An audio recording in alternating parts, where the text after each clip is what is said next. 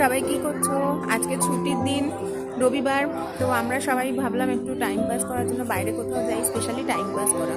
তো দিল্লিতে জুতে আজকে একটু ঘুরতে এসেছি। সব লাইন দিয়ে লোকে আসছে, দেখো।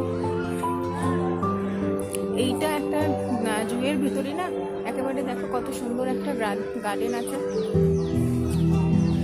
অনেকবার এসেছি তো আমরা, এসেছি এখন একটুখানি জাস্ট নিজেদের মতন করে একটু ঘোরা, টাইম স্পেন্ড করা, এই আর কি।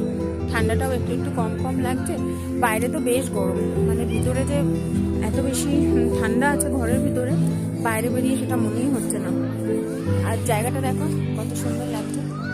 আর দাঁড়াও, পিছনে না পুরনো কেল্লা আছে। পুরনো কেল্লাটা আসছে কোন জায়গায়? ওই দূরে পুরনো কেল্লা আছে,